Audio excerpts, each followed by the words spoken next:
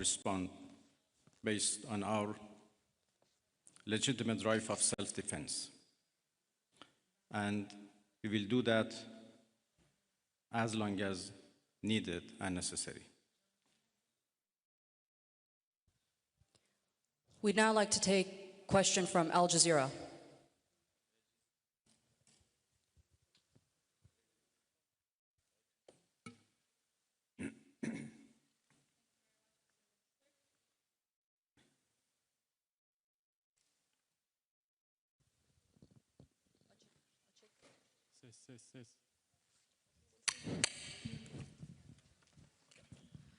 Thank you very much, Minister. So you say that you need to respond right now, but we know that Iranians are known for their talents in negotiations in diplomacy and trade.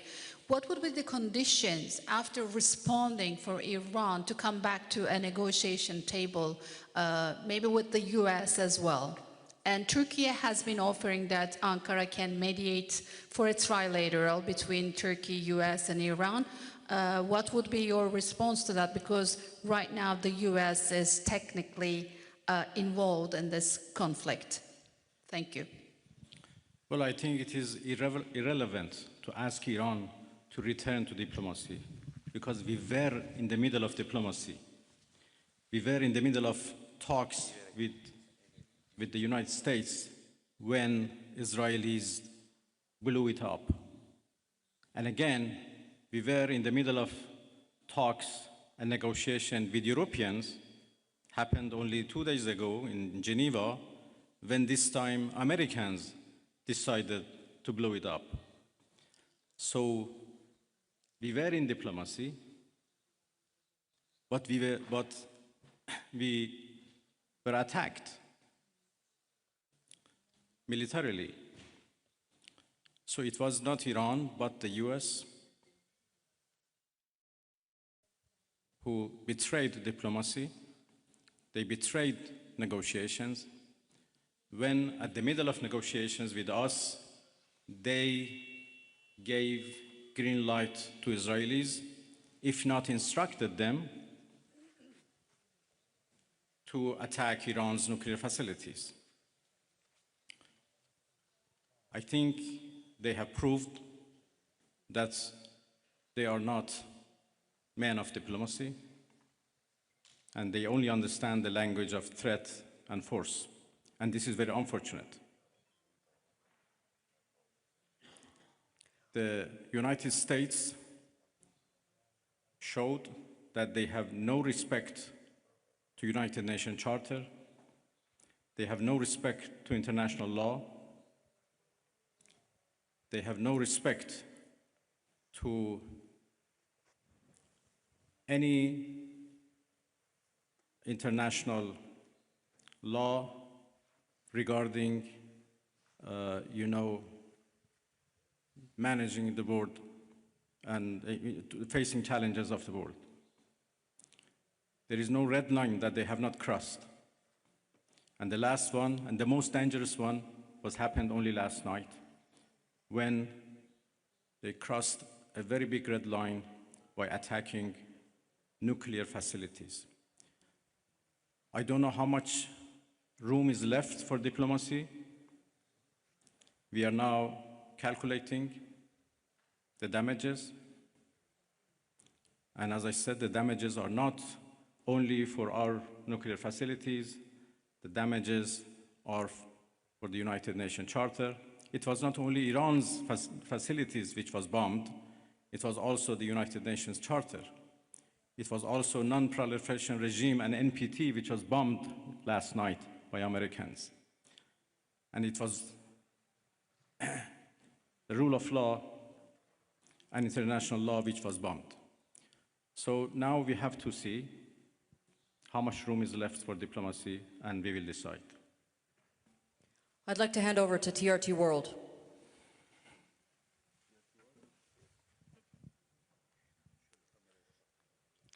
Mr. Minister, the US President Donald Trump warned that Iran must now make peace, otherwise the future attacks, he says, would be far greater and much easier. So how is Tehran responding to that threats from Washington? Thank you. I think it's not up to Iran to respond to that. The whole international community should respond of such a clear threat against the United Nations Charter. Iran has done nothing wrong. We do not understand why Iran should be attacked for a false accusation that Iran is seeking nuclear weapons. It's now more than 20 years that we are trying to prove that our peaceful nuclear program is in fact peaceful and would remain peaceful. We negotiated for a long time with the so-called P5+1, and we came to a deal which the whole world celebrated as an achievement of diplomacy. And then it was the US who withdrew from that deal and reimposed their sanctions and restarted their threats. Again, we were negotiating with the same administration. Then all of a sudden they decided to attack us, first by Israelis, then by themselves. And now they are threatening us for more attacks. So it's not up to Iran, but it's up to international community to condemn this, to prevent this. Otherwise, there would be nothing left for the international law, for the security at the world level. The Security Council should play its role, should play its responsibility to condemn and prevent these kind of threats. We will certainly defend our interest. We will certainly defend our territorial integrity, our sovereignty, and our people. And I'm so glad that our people are now fully understand what injustice they are doing against the Iranian people. They are united and in solidarity with the government, and we stand firm against any aggression. Next, CNN Türk.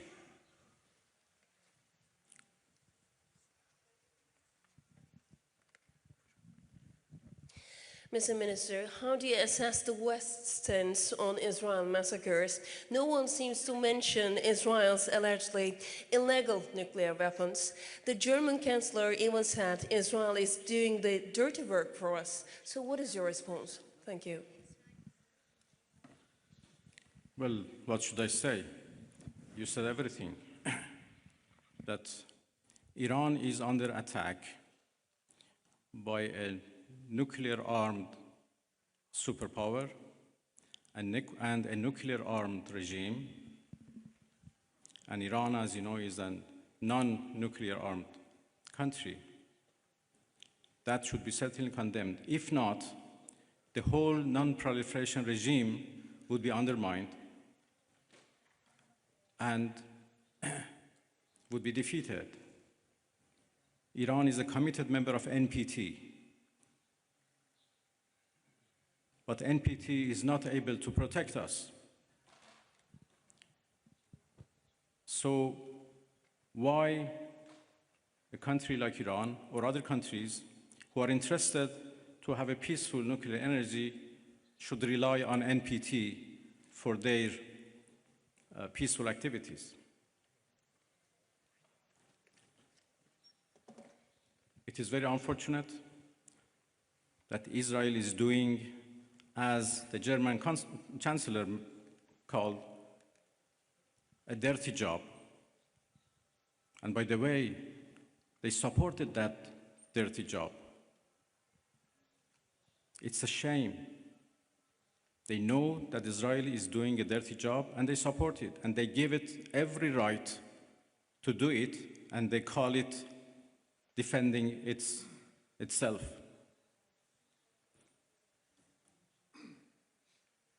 It's really a shame.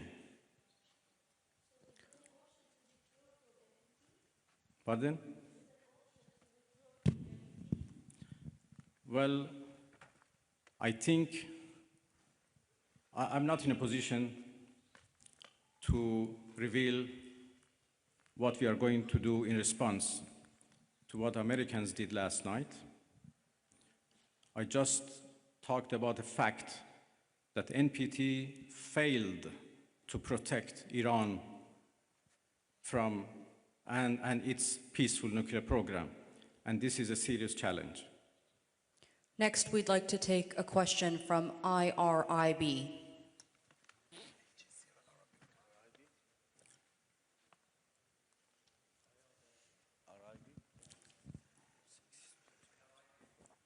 IRIB, if I can get a question from IRIB.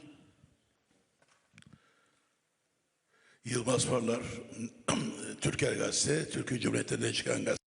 I'm from a Turkic newspaper and also representing Net News Agency.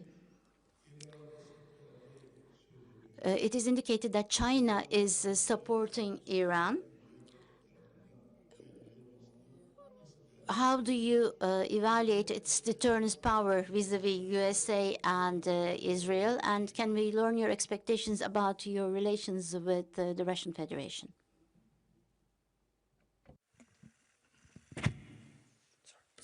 Well, there was a problem with the translation, or I think with the device, it doesn't work properly. I understood the last part of your question. Well, I'm going to Moscow this afternoon, and I have a meeting with President Putin tomorrow morning. Russia is a friend of Iran, and we enjoy a strategic partnership, and we always consult with each other and coordinate our positions. Russia has been a part and the participants of JCPOA, so they have been always a party to nuclear negotiations. And even in the past 2-3 months that we were negotiating with the United States, we always briefed our Russian friends about the latest about any progress or lack of progress in our talks. Well, I will have serious consultations with the Russian president tomorrow, and we continue to work with each other. Russia is also a permanent member of the Security Council, and we know that they were trying, together with China, to introduce a resolution to the Security Council for the cessation of hostilities. Obviously, now the situation has been changed, and I will have a discussion with them that how it should be proceed. The final question from IRIB, if we can hand over the microphone to the gentleman right there. Thank you.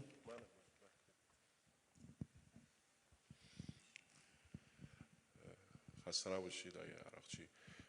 از به خدمتتون که دیروز آقای اردوغان صحبت‌هایی داشتن در رابطه با میانجیگری، فکر می‌کنید نقش ترکیه در این رابطه به چه ترتیب خواهد بود؟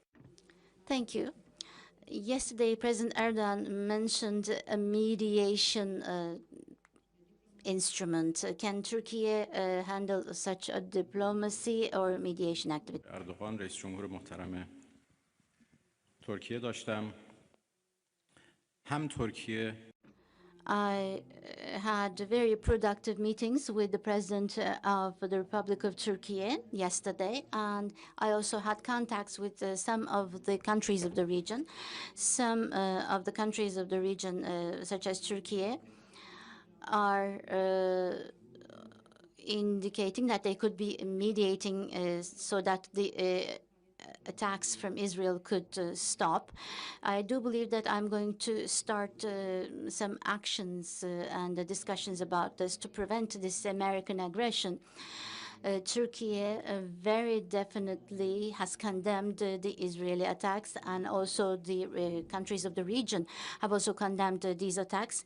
Now all the countries of this region and the Islamic countries are condemning the massacres and the killing of Israel. We, as members of the OIC and the foreign ministers, we had a special meeting on the situation in Iran. Turkey was the chair of this session, and in relation to condemning Israeli attacks, a statement was shared to end this attack, and they indicated that they were on our side. The attack last night was a big murder. It was not just an attack against the Iranian people, but also the laws and the provisions of the United Nations were also violated. And the NPT was also damaged. Thus, this was a big blow to international security and to peace by America. We believe that the United Nations should see this as a threat. The behavior of America is threatening the world peace, and it is also a serious bottleneck for the international system. And we have important problems and pain in our region because of this, creating an important damage. The attack last night showed once again that the Zionist regime of Israel has not actually reached its targets and aims in Iran, and they have been harmed, and they have actually been in a crisis because of the heroic defense of Iran. And vis-a-vis this defense, they have received support from America. And this direct intervention of America is actually to save the Zionist regime, and maybe to save the prime minister specifically of the Zionist regime. This was the reason why America acted this way, and this shows that the White House is under the influence of this individual called Netanyahu, and this is a shame for the whole American citizens. We continue to defend our country in a heroic manner. Our armed forces are ready. Our people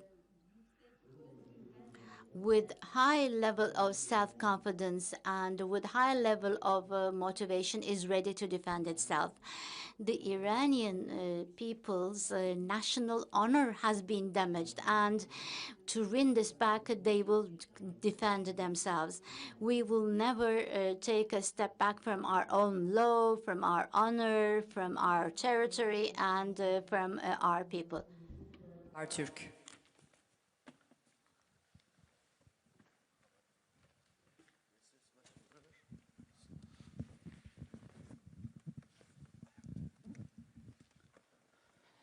Mr. Minister, thank you very much for doing this. And I'll come from Habertürk and Bloomberg HD. You said attacks at nuclear facilities are red line, and you are calculating your response. So here is the question. What are the options? Are you going to retaliate at US bases in the region, or are you going to considering to close the Strait of Hormuz? And one more question as well. 2 times while you are at the table of negotiation, Israel and US attacked your soil. So do you still have the same level of trust to Western diplomacy? Thank you. There are a variety of options available to us, and that's it. We never trusted Western countries when we negotiated them, and there are now even more reasons why we shouldn't trust them at all. Of course, the way for diplomacy should be always remain open. But, as I said, we are not in the situation right now to decide how to engage in diplomacy once again and with whom. So let's wait for our response. First, And when the aggression is ended, we decide how to engage in diplomacy once again. Next, over to NTV.